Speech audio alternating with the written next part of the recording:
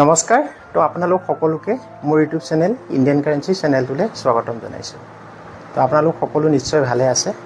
তো থাম্বনেইল দেখি আপোনালোকে নিশ্চয় গম পাইছে যে আজি ভিডিঅ'টোৰ মূল কথাখিনি কি, পুৰণা মুদ্ৰা বিক্ৰী কৰি লাখপতি হোৱাটো কিমান দূৰ সঁচা কথা। হয়, পুৰণা মুদ্ৰা বিক্ৰী কৰি আপুনিও লাখপতি হ'ব পাৰিব, কিন্তু এটা কথা, সকলো মুদ্ৰা নহয়। ধৰি লওক আজি 100-150 বছৰ আগৰ মুদ্ৰা আপোনালোকৰ হাতত আছে, কিন্তু সকলো মুদ্ৰা বিক্ৰী নহয়। তাৰে যোনবিলাক ৰিয়েৰ কইন্স বা স্কেয়াৰ কইন্স সেইবিলাক মুদ্ৰা আপোনালোকে বিক্ৰী কৰি লাখপতি হ'ব পাৰিব। কিন্তু যোনবিলাক 100-150 বছৰ আগৰ কমন কইন্স, তো সেইবিলাক মুদ্ৰা বিক্ৰী নহয়। তো আপোনালোকে এইটো ভুলতো নাভাবিব যে পুৰণা মুদ্ৰা হ'লেই নহ'ব। যোনবিলাক ৰিয়েৰ কেটেগৰী কইন্স বা স্কেয়াৰ কেটেগৰী কইন্স সেইবিলাক পুৰণা মুদ্ৰা আপোনালোকে বিক্ৰী কৰি লাখপতি হ'ব পাৰিব। মই এটা ভিডিঅ' বনাইছিলোঁ 2021 আজাদী কা অমৃত মহোৎসৱ 10 টকীয়া, 5 টকীয়া আৰু 2 টকীয়া মুদ্ৰাৰ ওপৰত। ভিডিঅ'টো আপোনালোকে চালে তাত গম পাব। বেছি দিনৰ কথা নহয়, 2021 চনত বনোৱা মুদ্ৰা, আমাৰ দেশত জেনেৰেল চাৰ্কুলেশ্যনত অহা মুদ্ৰা 10 টকীয়া, 5 টকীয়া, 2 টকীয়া। 2021 এটা 10 টকাৰ বৰ্তমান সময়ত মূল্য হৈ আছে 700 টকাৰ পৰা 1000 টকাৰ ভিতৰত। কাৰণটো কি? 2021 বেছি দিনৰ কথা নহয়, এতিয়া 2024 ৰানিং হৈ আছে। তো কি কাৰণে 2021 এটা 10 টকাৰ মূল্য 700 পৰা 1000 টকাৰ ভিতৰত উইএনচি কণ্ডিশ্যনত? 2021 যোনটো 10 টকাৰ কথা কৈ আছোঁ সেই মুদ্ৰাটো অনলি ছিংগল মিনিটত বনোৱা হৈছে। আৰু প্লাছ যিমান মুদ্ৰা প্ৰডাকশ্যন হ'ব লাগে, আমাৰ দেশৰ জনতা যিমান আছে সিমানখিনি মুদ্ৰা বনোৱা নাই, বহুত কম মাত্ৰাত বনাইছে। কাৰণ সকলোৰে হাতে হাতে সেই 2021 মুদ্ৰাটো 10 টকীয়া মুদ্ৰাটো নাই, গতিকে সি এটা এক্সট্ৰিমলি ৰিয়েৰ কইন্স হৈ গৈছে, গতিকে তাৰ মূল্য বহুত। কিন্তু আজি 100-150 বছৰ আগৰ মুদ্ৰা, আপোনালোকে নাভাবিব ভুলতো যে 100-150 বছৰ পুৰণা মুদ্ৰা বহুত টকা পাম, কিন্তু পাব, মই নাই কোৱা যে নাপাব। যোনবিলাক ৰিয়েৰ কইন্স, স্কেয়াৰ কইন্স সেইবিলাকৰ পাব।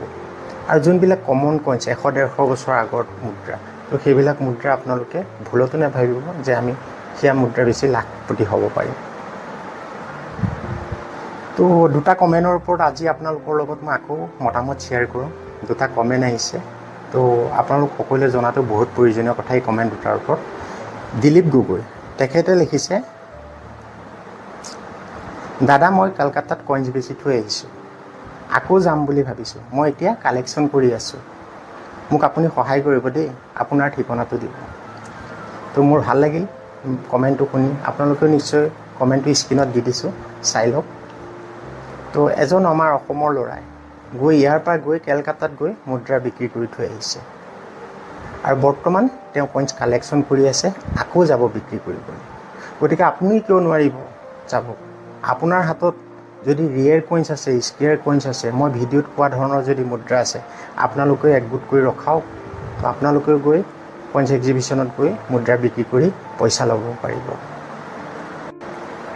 আপুনি ঘৰত বহি থাকিলে আপোনাক কোনেও আহি পইচা নিদিয়ে, অকণমান কষ্ট কৰিব লাগিব। যদি আপোনাৰ হাতত ৰিয়েৰ বা স্কেয়াৰ মুদ্ৰা আছে, আপোনালোকেও চাওক, গোটাই ৰখাওক আৰু কইন্স এক্সিবিশ্যনত গৈ বেচি আহিব পাৰিব।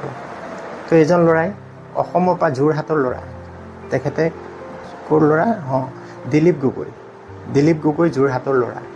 তেখেতে মোক কমেণ্ট কৰিছে, মোৰ কমেণ্টটো শুনি ভাল লাগিছে, আৰু তেখেতে লিখিছে, আপুনি মোক সহায় কৰিব দেই, মই সকলোৰে লগতে আছোঁ, আপোনালোক সকলোৰে লগতে আছোঁ। মুদ্ৰাৰ বিষয়ে জনোৱাৰ উদ্দেশ্যে মই ইউটিউব চেনেলটো খুলিছোঁ যে আমাৰ অসমৰ মানুহখিনিও মুদ্ৰাৰ বিষয়ে জানক। গতিকে মই আপোনালোক সকলোৰে লগতে আছোঁ, আৰু মই যেনেধৰণে মুদ্ৰাৰ বিষয়ে কৈ যাওঁ, তেনেধৰণৰ মুদ্ৰা আপোনালোকৰ হাতত আছে যদি আপোনালোকে কালেকশ্যন কৰি যাওক বা ভালদৰে ৰখাই যাওক, মই আপোনালোকৰ লগত সদায় আছোঁ। আৰু এটা কমেণ্ট আহিছে, সেইটো কমেণ্টো দেখাওঁ আপোনালোকক, এই স্ক্ৰীণত চাওক, মই দি দিছোঁ। মোৰ হাতত আপুনি কোৱা ধৰণৰ মুদ্ৰা আছে, কেনেকৈ পঠাম অলপ জনাবচোন, ৰেজিষ্ট্ৰেশ্যন ফিজ দিব লাগিব নেকি? তো মই আপোনালোক সকলোকে আৰু এটা কথা কওঁ, মুদ্ৰা বেচিব আপুনি, ধৰি লওক মুদ্ৰাটো কিনিম মই, আপুনি বেচিব, মই কিনিম, বা মুদ্ৰাটো মই বেচিম, আপুনি কিনিম। আপুনি মুদ্ৰা বেচিব, মই মুদ্ৰা কিনিম, কিন্তু আপোনাক ৰেজিষ্ট্ৰেশ্যন ফিজ আপুনি কিয় দিব লাগে? কাৰণটো কি? আপুনি মুদ্ৰা বেচিব, মই আপোনাক পইচা দিব লাগে, তো ৰেজিষ্ট্ৰেশ্যন ফিজ এইটো ক'ৰ পৰা আহিল?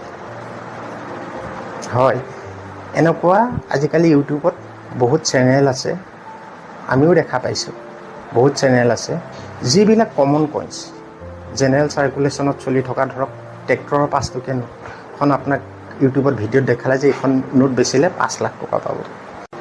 ধৰক এটা 2 টকীয়া কমন বৰ্তমান সময়ত চলি থকা সকলোৰে হাতে হাতে থকা মুদ্ৰা, তো সেইটো মুদ্ৰা দেখুৱাই ক'লে যে এইটো মুদ্ৰা আপুনি লাখ টকা পাব। লোভেই পাপ, পাপেই মৃত্যু। যোনবিলাক কমন কইন্স সেইবিলাক বিক্ৰী নহয়, বা ট্ৰেক্টৰৰ 5 টকীয়া নোট এখন দেখাই ক'লে এইখন মুদ্ৰাত 5 লাখ টকা পাব, বা আপুনি ভাবিলে এখন নোট বেচিলে মই 5 লাখ টকা পাম, বহুত টকা পাম। তো ৰেজিষ্ট্ৰেশ্যন ফিজ বিচাৰিছে কিমান? 5,000 টকা বা 3,000 টকা। 5,000 টকাহে 3,000 টকা দি যদি মই 5 লাখ টকা পাওঁ, বহুত টকা পাই গ'লোঁ। লোভেই পাপ, পাপেই মৃত্যু। আপোনাৰ পইচাও যাব আৰু আপোনাৰ মুদ্ৰাও নিকিনে। তো এইবিলাকৰ পৰা সদায় মই হাতযোৰ কৰি কৈছোঁ আপোনালোকক, দূৰত থাকিব। আপুনি মুদ্ৰা বেচিব, ধৰক মই কিনিলোঁ, মই আপোনাক পইচা দিব লাগিব। তো আপুনি ফাৰ্ষ্ট টাইমে ৰেজিষ্ট্ৰেশ্যনৰ নামত কিয় পইচা দিব? এইটো ভুল কোনেও কেতিয়াও নকৰিব। কোনোবাই যদি আপোনাৰ ৰেজিষ্ট্ৰেশ্যনৰ ফিজৰ নামত পইচা বিচাৰিছে, জানিব সি এজন ডুপ্লিকেট মানুহ। আৰু সি ক'ব যে যিটো মুদ্ৰা কমন কইন্স তাৰ মূল্য ক'ব 50,000, লাখ টকা, কোটি টকালৈকেও কৈ দিব। তো আপোনালোক কেতিয়াও ভুল নাযাব। যদি লোভ কৰে, লোভেই পাপ, মই কৈ আছোঁ না, পাপেই মৃত্যু। যোনবিলাক ৰিয়েল, আমি যোনবিলাক কৰি আছোঁ বা আপোনালোকক জনাই আছোঁ যে কোনটো মুদ্ৰা বিক্ৰী হ'ব বা কোনটো মুদ্ৰাৰ কি মূল্য, এইবিলাক হৈছে ৰিয়েল।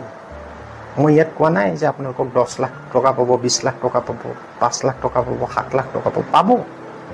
আমাৰ ইণ্ডিয়ান কইন্সো আছে এনেকুৱা, লাখ টকা, 1 লাখ 2 লাখ নহয়। ভিডিঅ' বনোৱা নাই মই আপোনালোকৰ কাৰণে, সোনকালে কিছুমান মুদ্ৰা ভিডিঅ' বনাম যোনবিলাক বহুত দামী দামী মুদ্ৰা, 10 লাখ 15 লাখ টকাৰ দামৰ মুদ্ৰা আছে। কিন্তু তেনেকুৱা ৰিয়েৰ কইন্স হ'ব লাগিব, তেতিয়া পাব। কিন্তু সকলো মুদ্ৰাত এইটো নাপায় যে 5 লাখ 10 লাখ টকা। গতিকে আপুনি মুদ্ৰা বেচাৰ আগত মই মুদ্ৰাটো কিনিম, পইচা মই দিব লাগিব আপোনাক। আপুনি ৰেজিষ্ট্ৰেশ্যন ফিজৰ নামত কেতিয়াও কাকো 1 টকাও নিদিব। এই কথাটো মই আপোনালোক সকলোকে হাতযোৰ কৰি কৈছোঁ, মনত ৰখাব। যদি লোভ কৰে তেনেহ'লে আপোনাৰ পইচাও গ'ল, আপোনাৰ কইন্সো পৰি থাকিল। এইটো ভুল কেতিয়াও নকৰিব। তো আহকচোন, দেৰি নকৰোঁ, আজি বহুতখিনি কথা পাতিলোঁ। আজি মূল টপিকটোৰ ওপৰলৈ যাওঁ। এই স্ক্ৰীণত চাওক, এটা মুদ্ৰা দিছোঁ, হাফ আনা। ইষ্ট ইণ্ডিয়া কোম্পানীৰ হাফ আনা মুদ্ৰা। এই হাফ আনা মুদ্ৰাবোৰ 2টা চনত বনোৱা হৈছিল, 1835 চন আৰু 1845 চন। হাফ আনাই নহয়, কোৱাৰ্টাৰ আনাও আছে ইষ্ট ইণ্ডিয়া কোম্পানীৰ। গতিকে আজি অনলি হাফ আনাৰ বিষয়ে আপোনালোকক জনাম। এই হাফ আনাটোৰ বৰ্তমান সময়ত কি মূল্য? স্ক্ৰীণত দেখা পাইছে এটা হাফ আনা মুদ্ৰা। এটা হৈছে মুদ্ৰাটো অভাৰ্ছ আৰু এটা হৈছে মুদ্ৰাটো ৰিভাৰ্ছ। এই মুদ্ৰাটো মই কৈছোঁ 2টা চনত বনোৱা হৈছিল, 1835 আৰু 1845। এটা স্কেয়াৰ কইন্স আৰু এটা এক্সট্ৰিমলি ৰিয়েৰ কইন্স। তেনেকুৱা মুদ্ৰা আপোনালোকৰ হাততো থাকিব পাৰে বা আছে যদিও ইয়াৰ বৰ্তমান সময়ত কি মূল্য আপোনালোকে নাজানে। তো আপোনালোক সকলোৱে জনাৰ সুবিধাৰ্থে এই স্ক্ৰীণত দেখা পোৱা মুদ্ৰাটোৰ ওপৰতে, হাফ আনা মুদ্ৰাটোৰ ওপৰতে ভিডিঅ'টো প্ৰস্তুত কৰিছোঁ আপোনালোক সকলোৰে বাবে। তো মোৰ অনুৰোধ, ভিডিঅ'টো স্কিপ নকৰিব, সম্পূৰ্ণভাৱে চাব, তেতিয়া কথাখিনি ভালদৰে বুজি পাব। আৰু মোৰ যদি ভিডিঅ' ভাল লাগে, লাইক কমেণ্ট শ্বেয়াৰ কৰিব। শ্বেয়াৰ এইটো কাৰণে কৰিব, আপোনাৰ হাতত নহয়, কিজানি বেলেগ এজনৰ হাতত এই স্ক্ৰীণত দেখা পোৱা মুদ্ৰাটো থাকিবও পাৰে। গতিকে বেলেগক ভিডিঅ'টো চোৱাৰ সুবিধা কৰি দিব, শ্বেয়াৰ কৰি। আৰু যিসকলে এতিয়ালৈকে মোৰ চেনেলটো ছাবস্ক্ৰাইব কৰা নাই, মোৰ চেনেলটো ছাবস্ক্ৰাইব কৰি ল'ব। ভাৰতীয় মুদ্ৰাৰ ওপৰত সম্পূৰ্ণ শুদ্ধ তথ্য আৰু লগতে কোনটো মুদ্ৰাৰ বৰ্তমান সময়ত কি মূল্য, তাৰ ওপৰত মই ভিডিঅ'ৰ জৰিয়তে আপোনালোক সকলোকে জনাই গৈ থাকিম। তাৰ ইনফৰ্মেশ্যন আপোনালোকে পাই থাকিব। তো আহক, দেৰি নকৰোঁ, ভিডিঅ'টো আৰম্ভ কৰোঁ। এয়া স্ক্ৰীণত চাওক, এটা হাফ আনা মুদ্ৰা আপোনালোকে দেখা পাইছে। এটা হৈছে মুদ্ৰাটো অভাৰ্ছ আৰু এটা হৈছে মুদ্ৰাটো ৰিভাৰ্ছ। এই স্ক্ৰীণত দেখা পোৱা হাফ আনা মুদ্ৰাবোৰ বনোৱা হৈছিল 1835 চন আৰু 1845 চন। 2টা চনত এই মুদ্ৰাবোৰ আমাৰ দেশত বনোৱা হৈছিল জেনেৰেল চাৰ্কুল, মানে সৰ্বভাৰতীয় জনতাৰ বাবে। ইয়াৰ মেটেল আছিল কপাৰ, মানে আমাৰ ভাষাত ক'বলৈ গ'লে এই স্ক্ৰীণত দেখা পোৱা মুদ্ৰাটো কপাৰেৰে বনোৱা, মানে তামৰ মুদ্ৰা। ৱেইট আছিল 12.195 গ্ৰাম। মুদ্ৰাটো ডাঙৰেই আছিল। চাইজ আছিল 29.50 আৰু 30.50 mm। এইটো চাইজ হৈছে 1835 চনৰ মুদ্ৰা আৰু 1845 চনৰ মুদ্ৰাৰ চাইজ আছিল 31.10 mm আৰু 31.50 mm। Shape circular.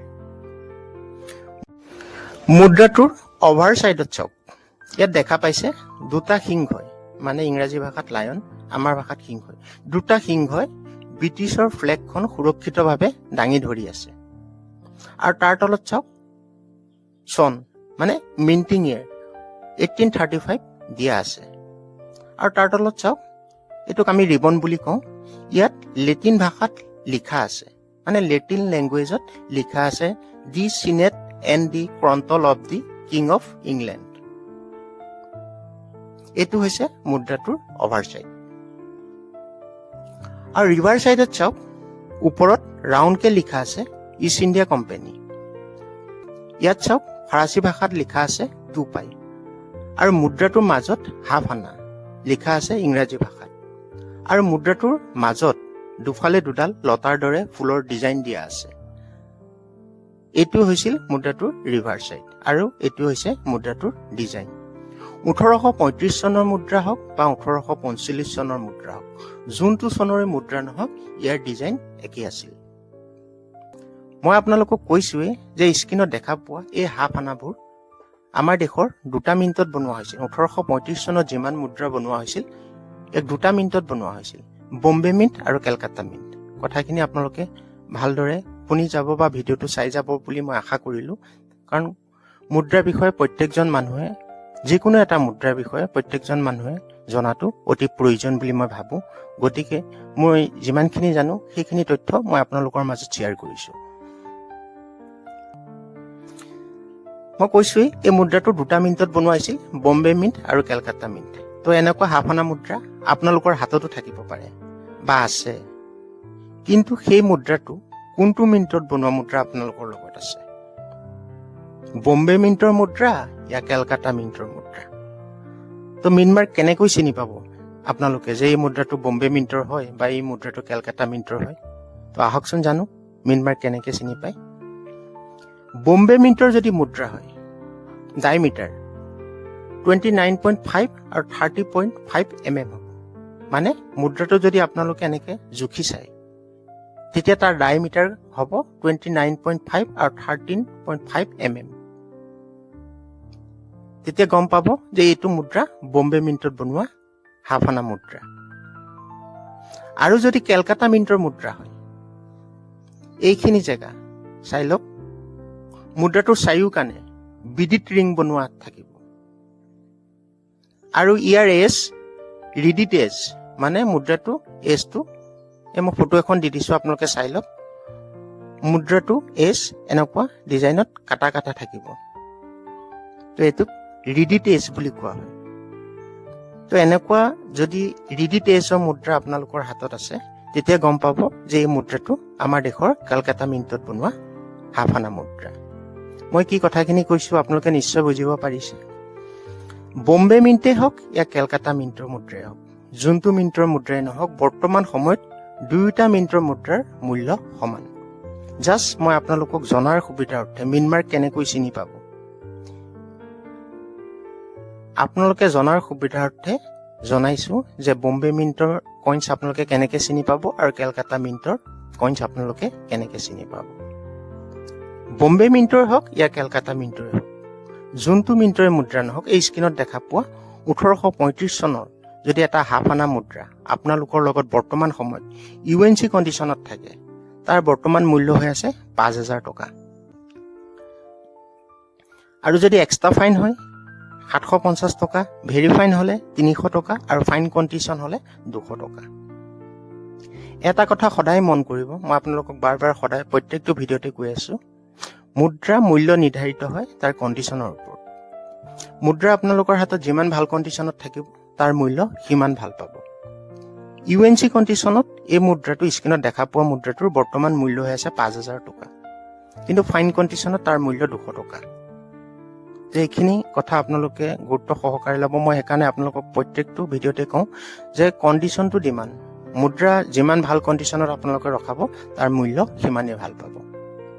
তো আজি গম পালে, এই স্ক্ৰীণত দেখা পোৱা হাফ অনা মুদ্ৰাটো 1835 চনত বনোৱা। ইয়াক আমাৰ দেশৰ দুটা মিণ্টত বনোৱা হৈছিল, বম্বে মিণ্ট আৰু কেলকাতা মিণ্ট।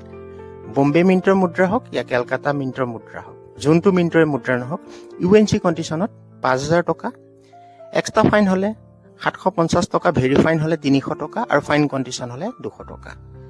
200 টকাৰ পৰা 5,000 টকাৰ ভিতৰত 1835 চনৰ হাফ অনা এটা বৰ্তমান সময়ত মূল্য।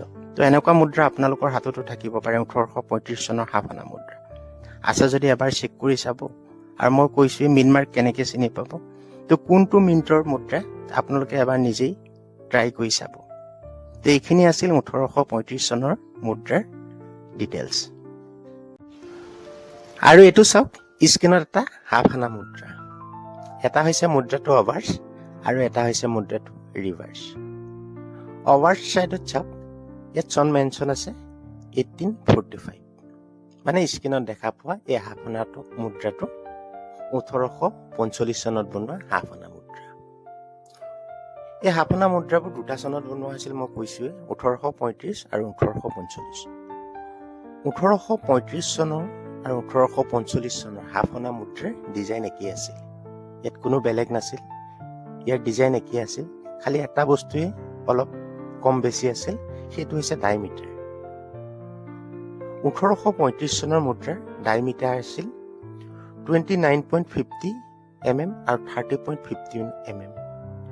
আৰু স্ক্ৰীনত দেখা পোৱা এইটো মুদ্ৰা 1845 চনৰ মুদ্ৰাৰ ডায়মিটাৰ 31.10 mm আৰু 31.50 mm।